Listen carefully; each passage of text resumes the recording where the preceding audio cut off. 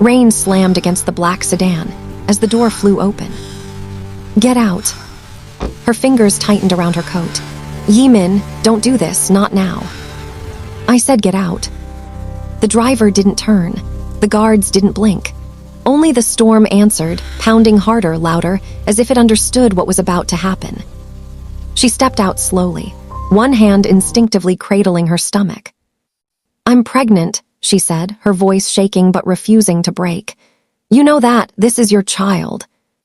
Yimin leaned slightly toward the open door, his face cold, untouched by the rain. "You should have thought about that before embarrassing me." "I didn't embarrass you," she shot back. "Your enemies did. I stood by you. I always stood by you." His jaw tightened.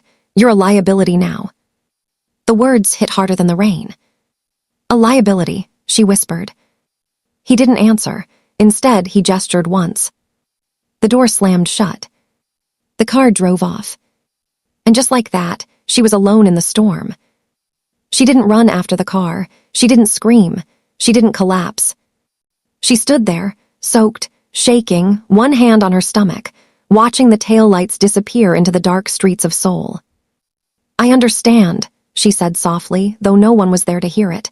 "You've chosen your side." The thunder rolled above her. "And now I'll choose mine."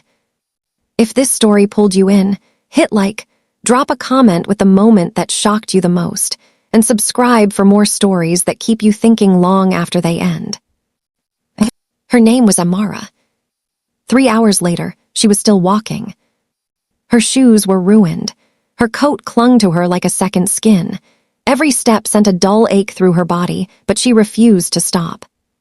"Keep moving," she whispered to herself. "You don't stop now." A small convenience store light flickered ahead.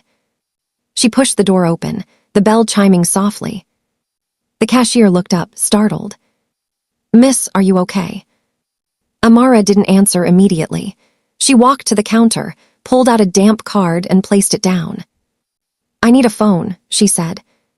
The cashier hesitated, then nodded, sliding one across. Amara dialed one number. It rang once. Twice. Then a voice answered. "This number shouldn't be active." "It's me." Silence. "Amara. I need help." A pause, then "Where are you?" By morning, the rain had stopped. Seoul looked clean again, as if nothing had happened. But everything had changed. Yimin stood at the top floor of his tower, looking out over the city. "Is it done?" he asked. One of his men nodded. "She has no access to accounts, no protection, no connections." "Good. And the child." Yimin's expression didn't shift. "Irrelevant." The man hesitated. "Sir, with respect, if she survives." "She won't," Yimin cut in. But even as he said it, something in his tone lacked certainty. Amara sat in a quiet apartment on the outskirts of the city. Dry clothes, warm tea, a blanket wrapped around her shoulders. Across from her sat a man who hadn't seen her in years. "You disappeared into his world," he said. "I thought you chose that life." "I did," she replied. "I just didn't realize what it would cost." He leaned back, studying her. "And now?" She looked down at her stomach, then back up. "Now I build something he can't destroy." "You're serious?" "I've never been more serious." He let out a low breath. "You know who he is, right? You know what he controls." "Yes." "And you still want to go against him?" Amara's eyes hardened. "I don't want to go against him," she said quietly. "I want to outgrow him." Months passed. Then years. Yimin's empire expanded. Clubs, shipping lines, silent partnerships with powerful figures. But cracks began to form. Small at first. A shipment lost. A deal that fell through. A politician who suddenly refused to cooperate. "Find out who's interfering," Yimin ordered. "We're trying," his lieutenant replied. "But whoever it is, they're careful." Careful doesn't mean invisible. "We'll find them." But they didn't. Because the person behind it all wasn't reckless. She was patient. Amara stood in front of a glass window, overlooking a very different part of Seoul. Not the shadows. Not the back alleys. The skyline. "You've come a long way," her old friend said. She didn't respond immediately. Her reflection stared back at her, composed, sharp, unrecognizable from the woman in the rain. "It's not enough," she said. "You control multiple businesses. You have investors lining up, politicians listening. What else do you want?" She turned slightly. "Control," she said. "You already have it. Not the kind he understands." Her son was 5 when he asked the question. "Where's my father?" Amara paused. She had prepared for this moment, but preparation didn't make it easier. "He's not part of our life," she said carefully. "Did he leave?" She crouched down, meeting his eyes. "He made a choice," she said, "and one day you'll understand what that means." "Is he a bad man?" Amara hesitated. Then she answered honestly. "He's a powerful man," she said, "and sometimes powerful people make the worst decisions." The boy nodded slowly. "I'll be stronger than him," he said. Something flickered in her eyes. "You will be better than him," she corrected. By the time her son turned 10, Amara's name carried weight. Not publicly, not yet. But in the rooms where decisions were made, people whispered. "There's someone new. She doesn't show her face. She doesn't lose." Yimin heard the whispers too. "Find her," he said. "We're close," his men assured him. But they were. Because Amara never moved directly. She built layers. Companies within companies. Alliances within alliances. And at the center of it all, her. Watching. Waiting. One night, Yimin received an invitation. No sender. No explanation. Just a location. And a time. "Could be a trap," his lieutenant warned. Yimin smirked. "Then it's a poorly planned one." "You shouldn't go alone." "I won't." But when the time came, Yimin made a decision. He walked in by himself. The room was dimly lit. A single chair. A single table. And a woman sitting across from it. Her back was to him. "You've been difficult to find," Yimin said. She didn't turn immediately. "I wasn't trying to be found." Her voice. Something about it felt familiar. Yimin's eyes narrowed. "Who are you?" She stood. Slowly. Then turned. And for the first time in years, he froze. "Amara." She held his gaze. "Hello, Yimin." The silence stretched between them, thick and heavy. "You're alive," he said, almost to himself. Disappointed. His expression hardened. "I don't deal in emotions." "No," she said, "you deal in consequences." He stepped closer. "You've been interfering with my operations." "I've been improving them." His eyes flashed. "You think this is a game?" "No." She replied calmly. "I think this is the part where you realize the game changed a long time ago." "You're bold." "I'm prepared." "You're still in my city." Amara tilted her head slightly. "Is it?" That was the moment something shifted. Not in the room, but in him. Because for the first time, he wasn't sure. "You should have stayed gone," Yimin said. "And miss this," Amara replied. "Not a chance. You think you can take what I built. I think you're already losing it." His jaw tightened. "Careful." "Or what?" she asked softly. "You'll leave me in the rain again." The words landed. Hard. And for the first time, Yimin had no immediate response. "Why now?" he finally asked. Amara stepped closer. "Because you need to see it," she said. "You need to understand what you threw away." "And what exactly is that?" She held his gaze.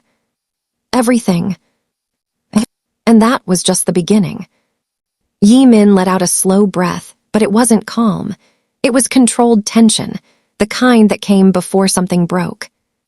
"You walk in here after disappearing for years," he said, voice low, "and you talk like you've already won."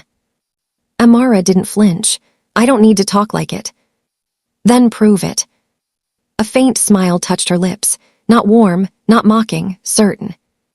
"I already have." He scoffed. "You think a few disruptions." "It's not a few," she cut in. The interruption alone would have earned anyone else immediate punishment, but Yeeman didn't move. "You lost the Busan shipping contract," she continued, 3 weeks ago." His silence confirmed it. "You thought it was bad luck," she added. "A delayed payment, a sudden inspection." His eyes narrowed. "That was you. That was me." He took another step forward. "You're playing a dangerous game." Amara shook her head slowly. "No, you're just realizing you're not the only one who knows how to play." "You don't have the reach for this," he said. "Not alone." "Who said I'm alone?" That answer hit deeper than anything else she'd said. Because that was the one thing Yeeman couldn't tolerate, an unknown force, an unseen network. "Who's backing you?" he demanded. Amara leaned slightly closer, her voice dropping. "Everyone you underestimated." The room went still. For years, Yeeman had built his empire on fear and precision. No loose ends, no surprises.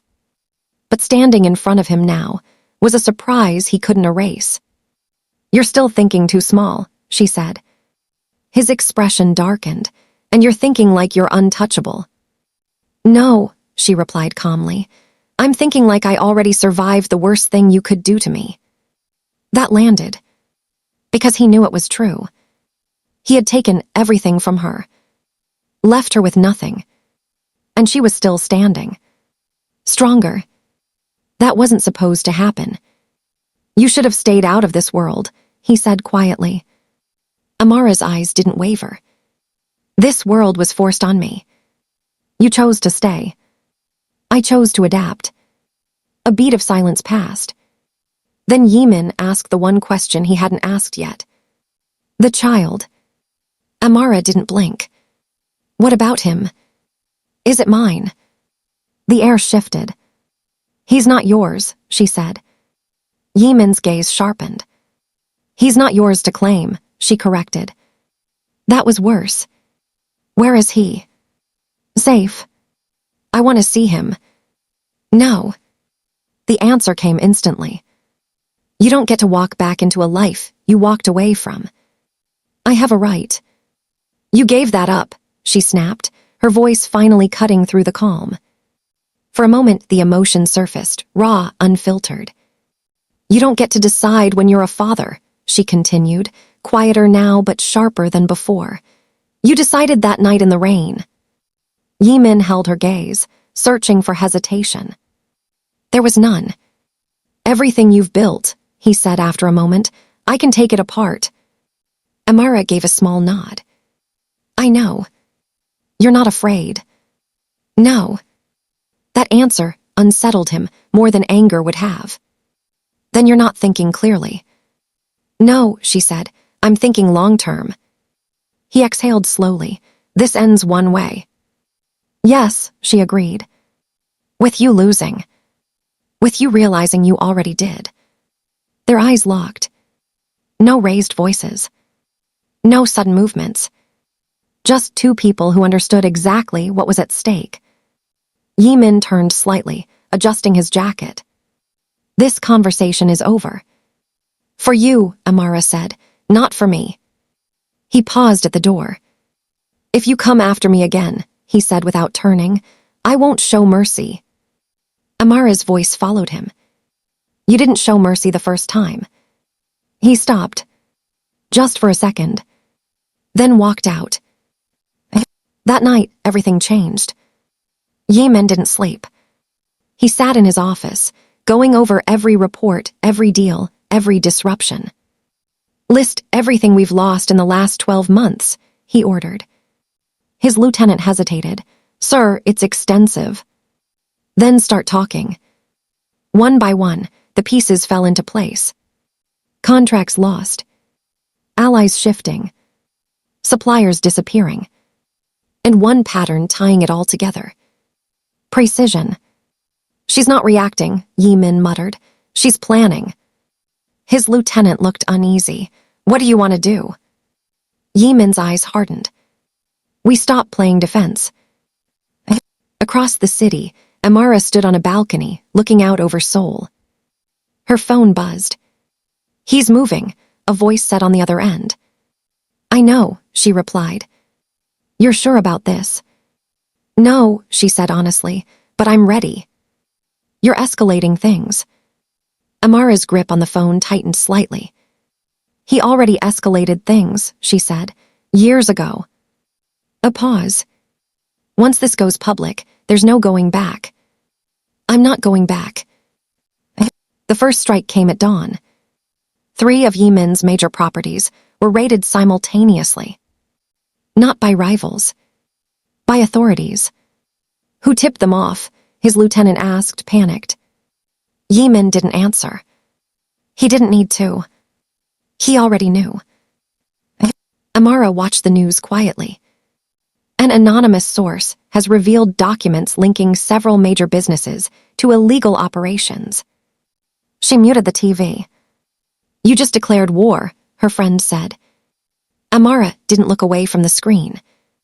No, she said, I just changed the battlefield.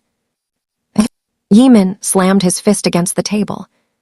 She's exposing everything. Not everything, his lieutenant said quickly, just enough to hurt us. That's worse. Because it meant she was controlling the damage. Not destroying blindly. Strategically cutting. What about our contacts? Yi-min demanded. Some are backing away. Some. Most. The silence that followed was heavy. Fear was spreading. And fear was contagious. Days passed. Then weeks. And the shift became undeniable. Yi-min's name, once spoken with quiet respect, was now spoken with caution. Meanwhile, another name began to rise. Not loudly, but steadily. Amara. You're stepping into the light, her friend warned. I have to, she replied. He'll come for you directly. Amara nodded. I'm counting on it. The confrontation came sooner than expected. Night. Empty street. Black cars pulling in from both sides. Amara stepped out of her vehicle before her driver could say a word. Across from her, Yi-min emerged. No guards stepping forward. No weapons drawn. Just them. Again. You're forcing my hand, he said. Amara tilted her head. You still think you're in control. You've made your point. I haven't finished. His patience snapped. You think this ends with you on top, he snapped. You think Seoul will accept you. Amara's eyes locked onto his. They already have. You're an outsider. I'm a result. Of what? Of you. That hit. Because deep down, he knew it was true. Everything she had become had started with him. I gave you nothing, he said. Amara stepped closer. You gave me a reason. Silence. Then, I'm ending this, Yi-min said. Amara nodded once. So am I. But neither of them moved. Because they both understood something critical in that moment. This wasn't going to be decided in a single confrontation. This had already been decided. Slowly. Over years. Piece by piece. Months later, the headlines were unavoidable. Major criminal network dismantled. Key figures under investigation. New leadership reshaping Seoul's power structure. Yi-min sat alone. The city he once controlled now just lights in the distance. The door behind him opened. He didn't turn. You took everything, he said. Amara stepped inside. No, she replied. I took what you couldn't protect. You think this is over. She walked closer, stopping just behind him. It is for you. And for you. Amara looked out at the city. It's just beginning. He let out a quiet, bitter laugh. I should have never let you go. Amara's expression didn't change. You didn't let me go, she said. You pushed me. A long silence stretched between them. Then Yimin asked, quieter this time. Does he know about me? Amara paused. Then answered. He knows enough. That I'm his father. That you made a choice. Yimin nodded slowly. That's fair. It was the first honest thing he'd said. As she turned to leave, he spoke again. Amara. She stopped but didn't turn. You won. She considered that. Then said, No. A small pause. I survived. And then she walked out. Seoul didn't change overnight. Power never does. But direction. Direction can shift in a single moment. And now, the city was moving under a different kind of control. Quieter. Smarter. Unseen, but undeniable. Amara stood at the top of her building, her son beside her. Is this yours? He asked, looking out at the skyline. She smiled faintly. No, she said, it's ours to shape. He looked up at her. I'll be stronger than him. Amara placed a hand on his shoulder. You'll be better than both of us. If you made it this far, you already know, this wasn't just a story about revenge. It was about choices. About what happens when someone is pushed too far and decides not to break. If this story pulled you in, hit like, drop a comment with the moment that shocked you the most, and subscribe for more stories that keep you thinking long after they end. Because sometimes, the people you underestimate are the ones who rewrite everything.